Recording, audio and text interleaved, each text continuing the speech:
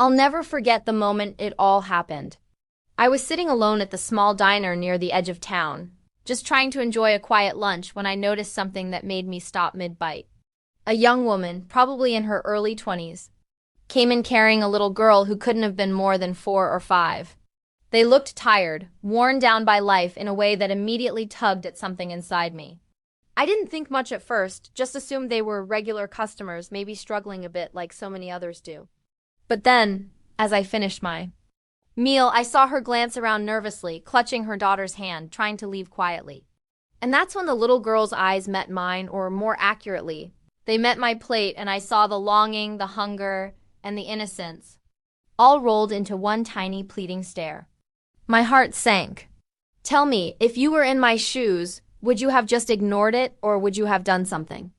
I'm a single dad, and I've spent the past few years raising my son on my own.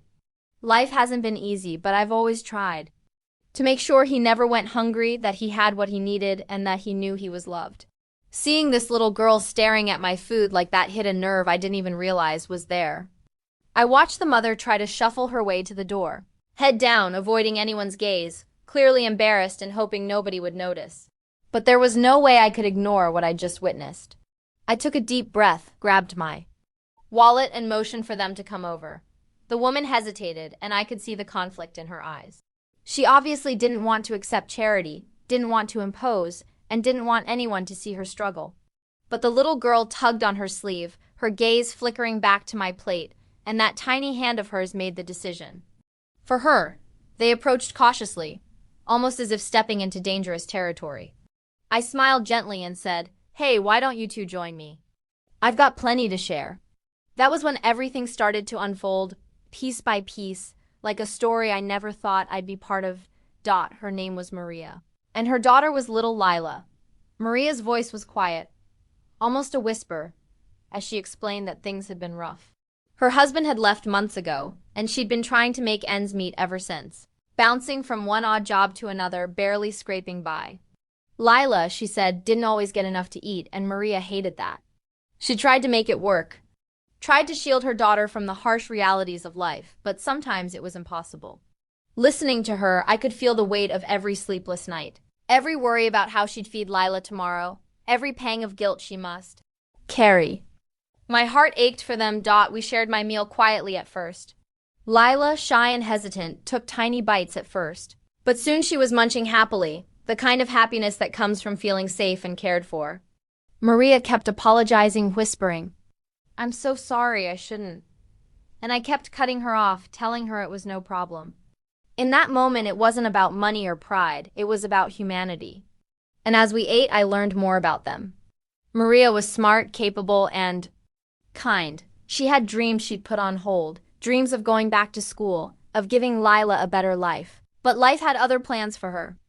I could see the fire in her eyes, hidden under layers of exhaustion and worry, and it made me want to help even more. But here's where things got complicated. After they finished, Maria tried to sneak away, slipping her hand into mine to return the money I'd offered for the meal. "No, I can't take this," she said, her eyes brimming with tears. She didn't want charity. I understood that completely, but I also couldn't let them walk away empty-handed, not after what I'd just seen. I insisted quietly, firmly, and finally she nodded, accepting that sometimes it was okay to let someone help. But even then, as she gathered her courage and prepared to leave, I noticed something that made me pause. Lila's gaze was fixed on my leftovers, the half-eaten pieces I had no intention of finishing. She didn't say a word, just stared, and I could feel her longing in my bones. That tiny, silent plea, it wasn't just about food.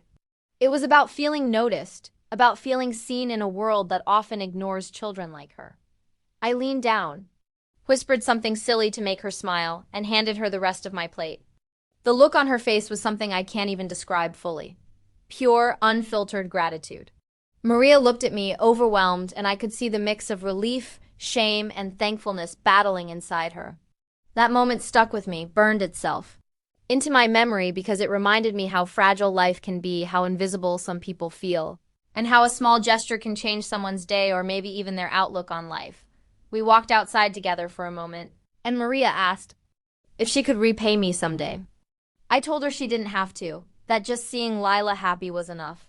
But she insisted, saying she wanted to prove she wasn't just someone who took from others, that she could give too. I admired that in her, the resilience, the pride, the unwillingness to let hardship define her. That's when I realized I didn't just want to help with a meal. I wanted to help her get back on her feet. Over the next few weeks, I found myself thinking about them constantly.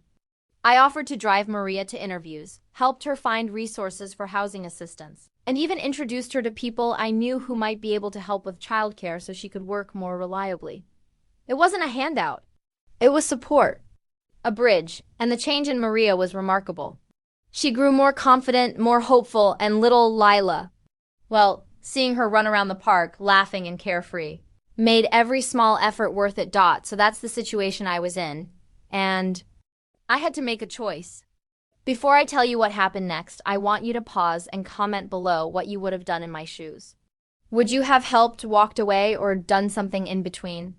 It's one of those moral crossroads that makes you question your own instincts, your own priorities, and what it really means to be human. The turning point came one rainy evening. Maria called me, voice trembling, saying that someone had vandalized the little apartment she was staying in. Everything was ruined, and she had nowhere to go. I didn't think twice. I grabbed an umbrella, drove through the storm, and met them outside the building.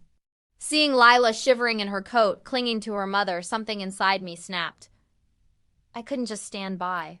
I invited them to stay at my place temporarily, just until we could figure something permanent out. And that's when everything changed. Living together, even temporarily, brought its own challenges adjusting routines, managing space, navigating personal boundaries, but it also brought warmth, laughter, and the kind of bond I never expected. Eventually, with some combined effort and community support, Maria managed to secure a job that she loved and an apartment nearby. Lila started going to preschool regularly, and for the first time in months, I saw Maria truly relax, free from the constant weight of worry.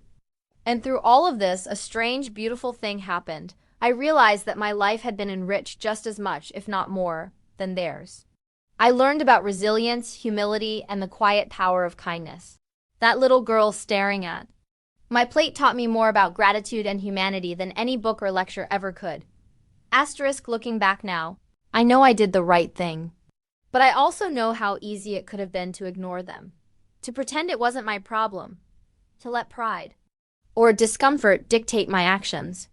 So here's my message. Sometimes noticing someone, even in the smallest way, can ripple into something far bigger than you ever imagined. Life isn't always fair, and people like Maria and Lila deserve help, respect, and dignity.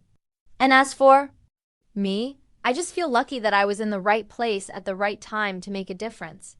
If you've ever wondered whether small acts of kindness matter, let this story be proof. Like this video if you were on my side, subscribe for more stories like this, and share your final thoughts on this whole mess in the comments section. Would you have helped Maria and Lila or walked away? I want to hear your take. I'll see you all in the next story.